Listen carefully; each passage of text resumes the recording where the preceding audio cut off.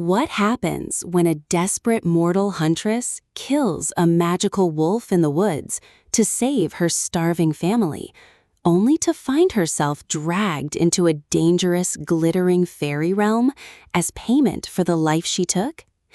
You get A Court of Thorns and Roses, the explosive, universally obsessed first installment in Sarah J. Maas's blockbuster romantasy series. 19-year-old Feyre Archeron carries the crushing weight of her family's survival on her shoulders.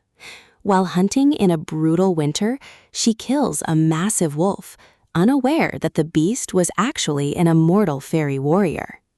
Soon after, a terrifying beast-like creature breaks into her cottage to demand retribution. Under an ancient treaty, Feyre is forced to leave her mortal life behind and live captive in Prythian, a magical land ruled by powerful, lethal Fae.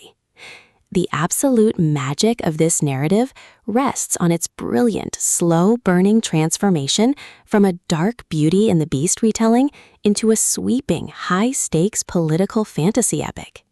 Feyre's captor is revealed to be Tamlin, the enigmatic and powerful High Lord of the Spring Court, who alternates between a lethal beast form and a strikingly handsome warrior. As Feyre's initial terror fades into curiosity, she discovers that Prythian is bleeding out under a terrifying parasitic blight that is actively draining the courts of their magic. Maas builds an undeniable, slow-burning romance between Feyre and Tamlin, but the true adrenaline spike arrives in the final third of the book. The narrative takes a dark, claustrophobic turn when Feyre must journey under the mountain to face Amarantha, a tyrannical, sadistic fairy queen, in a series of lethal trials to win back the freedom of the man she loves. Beneath the heavy layers of dazzling magic, court intrigue, and high-heat passion, A Court of Thorns and Roses explores raw, authentic commentary on survival instincts, trauma, and personal agency.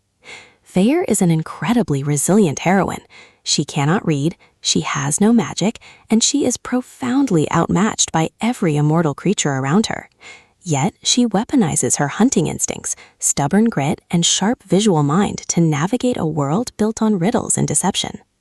The book masterfully introduces iconic secondary figures, most notably Rhysand, the shadow-wielding, deeply arrogant High Lord of the Night Court, whose complex transactional bargain with Feyre during her trials completely alters the trajectory of her fate. The tension escalates to a breakneck pace, building towards a brutal, heart-shattering climax that changes Feyre permanently.